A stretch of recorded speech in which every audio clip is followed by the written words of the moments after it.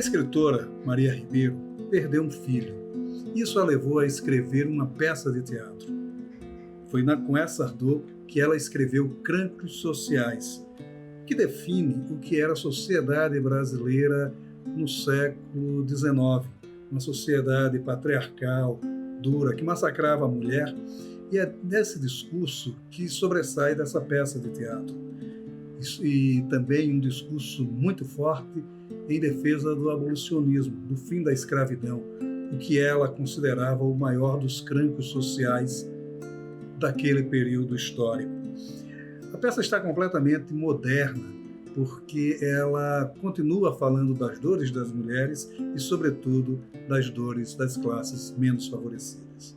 E nós estamos aqui para o lançamento do livro Cancros Sociais, da Maria Ribeiro, que é a sexta edição, é o sexto exemplar dessa coleção Escritoras do Brasil, uma coleção que foi criada pela equipe da Biblioteca do Senado Federal. E a gente está aqui com a Mônica Riso, que é das integrantes da comissão editorial da coleção Escritoras do Brasil, que trabalha na Biblioteca do Senado.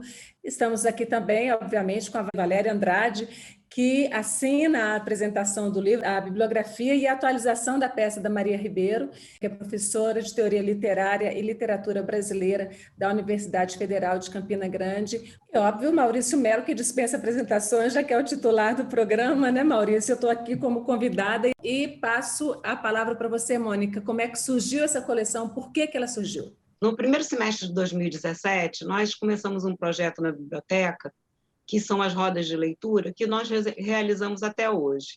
Em 2018, nós começamos a debater temas femininos, e tratamos naquele ano da obra da Anísia Floresta, da Maria Firmina dos Reis, Narcisa Amália, que foi a nossa primeira jornalista, não é? Júlia Lopes de Almeida, não é? Também foi debatido. E quando nós começamos a conversar sobre essas mulheres, nós chegamos à conclusão de que nós mesmos não as conhecíamos, que elas estavam obscurecidas e essas obras não estavam mais disponíveis para leitura. O público de hoje não conhece essas mulheres. E a gente pensou, não, vamos fazer um projeto, vamos tentar alguma coisa, afinal de contas o Senado Federal tem competência para publicar essas obras, mesmo que a gente não consiga publicá-las em formato impresso, nós poderíamos pelo menos fazer edições digitais. E aí sim nasceu. Pensamos em fazer esse projeto de uma forma bastante sólida e que ele permanecesse depois da nossa saída. E o ideal é que essa coleção não termine nunca. Não só os 30 volumes que a gente já tem previstos, mas sempre existirão autoras que entrarão em domínio público, porque essa coleção tem alguns requisitos. Primeiro, ser uma escritora brasileira, depois que elas estivessem em domínio público, porque dos objetivos era que essa coleção não causasse despesas para o Senado Federal. A gente não teria como solicitar ou pagar por direitos autorais. Então, a coleção, no caso da instituição, o ônus que a instituição tem é o nosso trabalho, não é? A mão de obra dos servidores da casa, e o trabalho que é executado na gráfica em termos da impressão. Sendo que vocês já sabem, né, e eu não custa reforçar, as obras publicadas pelo Senado Federal são vendidas a preço de custo industrial, que as obras não ficassem somente em formato digital, estão todas impressas, porque até o momento nós temos garimpado essas edições originais, porque temos procurado sempre nos basear nas edições originais que essas autoras publicaram, fazendo a revisão ortográfica, não é, para a nossa grafia atual. São as pessoas que escreveram o Brasil e que ainda escrevem. São obras históricas, com certeza, mas que mantêm a sua atualidade. Você está falando aqui um tanto nessa questão do resgate, né? E a Maria Ribeiro tem uma coisa muito interessante, queria falar um pouco disso com a Valéria, que é a perda de grande parte do arquivo dela, né? Quer dizer, esse descaso com a memória brasileira também é terrível para se fazer um trabalho como esse, né, Valéria? Como é que foi resgatar esse livro? Porque houve um incêndio e parte do arquivo da Maria Ribeiro se perdeu. Como é que foi essa história, Valéria? Realmente, esse trabalho de resgate, né, de recuperação das obras materiais em si, né, que essas escritoras produziram e nos deixaram, foi uma verdadeira odisseia. E esse incêndio ocorrido no Liceu de Artes e Ofício, no Rio de Janeiro, nós temos notícia dele por meio de um livro de uma outra mulher também da época, Inês Sabino, que nele, Mulheres Ilustres do Brasil, nesse livro aqui, há um capítulo dedicado a Maria Ribeiro. E aqui nesse livro ela dá essa notícia desse incêndio. Então, tudo indica que a Maria Ribeiro arquivava ou guardava esses originais, não é? Lá em alguma sala do liceu, e por uma falta de sorte imensa, né, ocorreu esse incêndio. Essa perda da maior parte da dramaturgia da Maria Ribeiro sim, sintomático dessa desmemória que existe do nosso país, né? É quase, digamos, uma metonímia, uma metáfora, o que seja, é muito significativo, porque dessas mais de 20 peças que a Maria Ribeiro escreveu, só temos ao vivo, né, conosco para leitura, apenas 3, além do Cancros Sociais, né, que em muitíssimo boa hora está sendo agora disponibilizado ao público de uma maneira muito ampla, né, por essa coleção, pelas escritoras do Brasil. Ela tem outras 2 comédias que estão publicadas também, Ressurreição do Primo Basílio e Um Dia na Opulência, né? Essas 2 comédias estão nesse livrinho aqui, que eu digo que é um relicário do que eu consegui recuperar da Maria Ribeiro, da obra dramatúrgica da Maria Ribeiro. E, assim, tem uma outra peça dela também, é um drama que chegou a ser publicado e chegou a ser encenado, chamado Gabriela. No entanto, da Gabriela não há qualquer sinal, por enquanto, de possibilidade de encontrar o material. Essa questão da atualidade da Maria Ribeiro, né? Porque era uma mulher muito... Quer dizer, tudo bem, o Eça de Queiroz era o Eça de Queiroz, mas na época dela já não era tão Eça de Queiroz como a gente sabe que é hoje. Então, quer dizer, um diálogo com o Primo Basílio, com o Eça de Queiroz, ao retrabalhar o Primo Basílio, é, de certa forma, uma ousadia e uma atualidade muito grande. Quer dizer, como era essa relação dela com o seu tempo?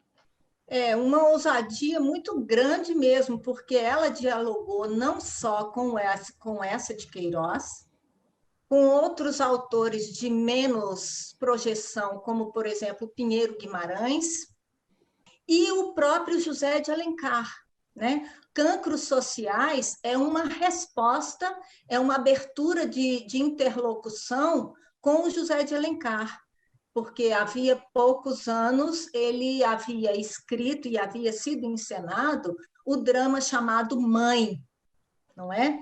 E então Cancros Sociais é uma resposta, é quase é mais do que uma resposta, é um desdizer daquilo que o José de Alencar estava dizendo, né?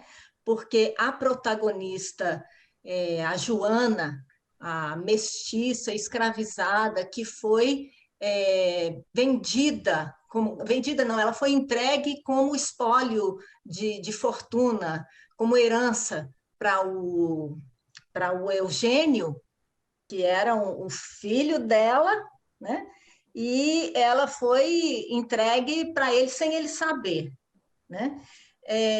E ao final, a Joana, a protagonista do José de Alencar, ela suicida, ela comete suicídio, poder salvar, entre aspas, a honra do filho. E A protagonista que a Maria Ribeiro coloca em Cancros Sociais, que é a Marta, ela de maneira nenhuma comete suicídio, ela mantém-se viva, né? Ela tem uma perspectiva de que de reconhecimento, né? De algum imbróglio ali que o filho possa passar, né? Por essa ascendência, né? Pela ascendência dele, mas em nenhum momento ela sai da vida, né? Ela continua viva e esse é um procedimento literário, um procedimento estético que a Maria Ribeiro utiliza para dizer: as mulheres mantêm-se vivas, elas têm o direito à vida, independente da etnia. A mãe que o Zé de Alencar trata é uma mãe muito submissa. Então, ela tem uma condição, não só uma condição social, como ela tem uma coisa meio estranha ali na vida dela, que não fica... como se ela tivesse uma mácula no seu caráter, e ela prefere se matar a deixar que essa mácula prejudique o filho que está em ascensão social, né? Isso, Exatamente, que é um médico, né? Exatamente, que ele é um médico. A Maria Ribeiro também, ela tem uma coisa muito forte nesse livro dela, que é muito marcante, que porque ela faz a defesa, claro, ela defende a abolição, ela busca condenar, o cancro social que ela fala, que é a questão da abolição, mas ela vai um pouco além, porque ela retrata, numa sutileza meio machadiana, como o Machado de Assis trabalhou muito isso, de maneira muito sutil, mais do que o advento da escravidão, é o advento da condição social que se encontra o escravo. Porque a própria protagonista, ela já não é escrava, mas ela é submetida à escravidão. Quer dizer, isso também é uma certa atualidade da Maria Ribeiro, porque ela fala da questão mais social do que humana mesmo. O grande problema da escravidão, além do humano, é a questão do subjugamento social dessas criaturas. Quer dizer, como é isso também na peça? Como é isso na obra da Maria Ribeiro? Há alguns pontos de contradição que aqui e ali pontuam a obra da Maria Ribeiro, né? Mais especificamente, eu digo em relação a essa situação, a condição social das mulheres, né? Mas em relação à questão escravista, né? Enfim, da situação das populações escravizadas, né? no Brasil, não há qualquer contradição. O que há é uma discussão que ela faz em determinado momento com uma personagem chamada Matilde, né? Matilde, em um determinado momento, critica ou censura o convívio da elite, né? da sociedade na época, né? Como eles diziam, a sociedade branca, né? Rica, o convívio com os escravos, com as pessoas escravizadas, no sentido de que esse convívio degradaria a mentalidade das crianças, enfim, é uma coisa meio esquisita que acontece nessa fala da Matilde. Eu sempre me incomodei um bocado com isso, sabe? Mas eu acredito que a Maria Ribeiro traz essa fala justamente para pontuar a existência dessa perspectiva, no sentido de que cancros sociais e a própria trajetória da Marta está contrariando isso, está enfrentando isso, está debatendo e combatendo essa perspectiva estranha, mas existia, como existia na época esse comércio dos filhos das mulheres escravizadas. Foi uma ação simbólica, né, literária que ela fez, mas que só teve resultados muito tempo depois. E a gente só consegue resgatar essa história porque existe algo dela, algum fragmento. Eu queria saber um pouquinho, Mônica, como é que está aí na Biblioteca do Senado esse trabalho, né? Esse trabalho não só de cuidado do que a biblioteca tem como acervo, mas de resgate para que se seja feito um acervo digital. Então, conta para a gente um pouquinho desse trabalho que vocês estão fazendo aí e como é que vocês estão descobrindo outras mulheres e outros homens também. Então, vamos falar um pouquinho dessa questão? Sempre foi bastante difícil localizar essas edições originais. E no caso do Senado Federal, não é, trazendo para a nossa instituição, o Senado Federal também pensou, não é, de forma muito adequada, e existe no Senado um ato que determina que a Biblioteca do Senado deve receber todas as publicações oriundas da instituição.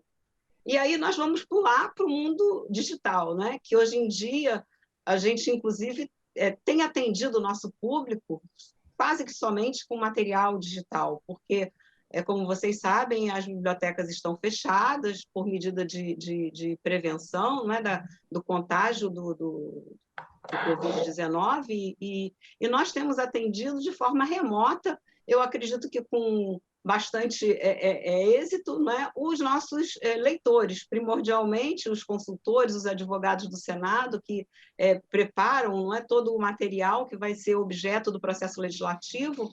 E nós temos hoje uma coleção na Biblioteca Digital que está em cerca de 335 mil documentos. A nossa biblioteca, né, a Biblioteca Digital do Senado Federal. Então, é mais difícil, né? Falando somente assim, dessa forma simples, é muito mais difícil preservar um arquivo digital do que preservar um livro, porque se o livro está lá guardado na estante, desde que ele não sofra uma inundação, um incêndio ou algum tipo outro de dano, nós vamos poder abrir daí a 200 anos e, se soubermos ainda ler aquela língua, compreender o que aquela pessoa quis transmitir. No caso dos objetos digitais, é um trabalho muito mais árduo e que o Senado tem realizado no âmbito da Biblioteca Digital, não é? Com o apoio do Prodasem. Então, essa preservação, eu entendo que ela é primordial. Eu entendo que seria importante que nós hoje não nos contentássemos com os restos dessas coleções.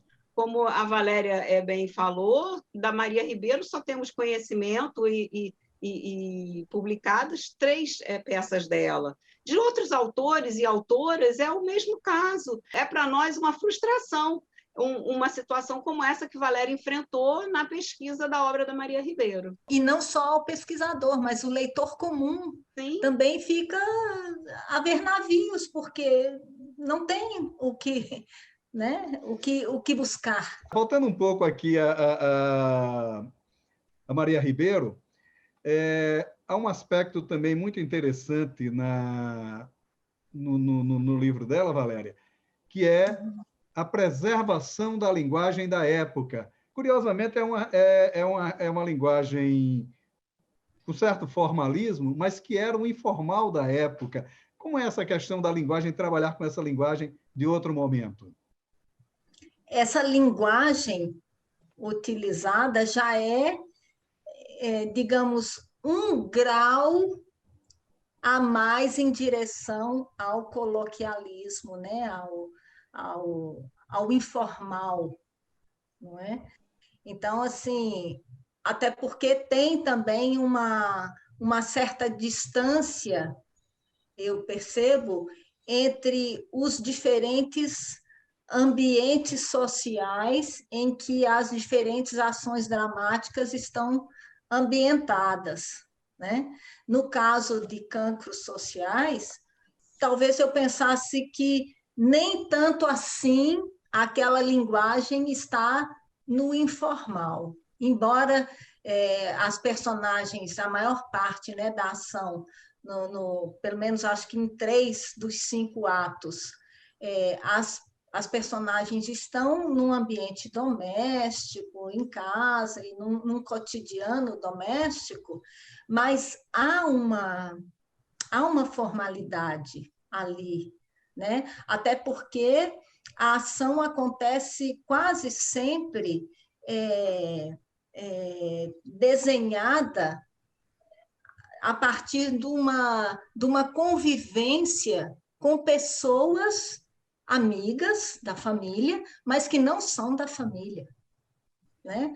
A Matilde, o próprio comendador que está lá tentando tentando negociar, né, um casamento. É o vilão da história. Com a filha, né, com a filha do Eugênio Salvador, né? Então, assim, na verdade, até não é muito informal, não. Eu queria que você me dissesse uma coisinha sobre a encenação dessa peça, o tema, a temática atual, se ela fosse para ser encenada, se ela fosse encenada hoje, o público compreenderia a gente ensinando nessa própria linguagem? Isso teria que passar por uma adaptação, uma atualização, não é? Porque, inclusive, é um texto muito longo, como se fazia na época, são cinco atos, quer dizer, isso não significa que hoje em dia não se realizem, não se produzam espetáculos longos, né? Teria que ser uma adaptação, assim, bem numa tonalidade muito crítica, eu percebo assim, sabe? Eu acho que essa releitura de obras que já não tem mais o apelo para o público atual, ela sendo bem feita, eu acho que é muito bem-vinda e poderá atrair um público que talvez não se interessasse por aquele assunto ou por aquele autor. Porque eu acho que toda luz que a gente puder trazer a elas novamente, ela será bem-vinda. Elas estão, assim, numa situação de obscurantismo, não por demérito da sua competência, né, intelectual, mas porque assim a sociedade determinou. Então, eu acho que é nosso compromisso manter, né, essa coleção e fazer o possível para que ela seja bem divulgada, porque, afinal de contas, ela está disponível de forma gratuita na Biblioteca Digital do Senado Federal, na página da Livraria do Senado Federal, e ela pode ser comprada a preço de custo industrial, todos os exemplares, também no site da Livraria do Senado Federal. Eu poderia ter meio minuto apenas para expressar a minha gratidão imensa, né, em relação a todas as equipes, né, que têm trabalhado, e muito especialmente em relação a Maria Ribeiro, e com essa possibilidade que a Antônia, né, lembrou muito bem, de que esse texto venha a virar também, venha a ter também a sua versão cênica. E assim a gente encerra esse Leituras Especial, em que Maurício Melo convida 3 mulheres para discutir a obra de uma mulher aqui, de Maria Ribeiro. Muito obrigada a você, telespectador, que nos acompanhou até aqui.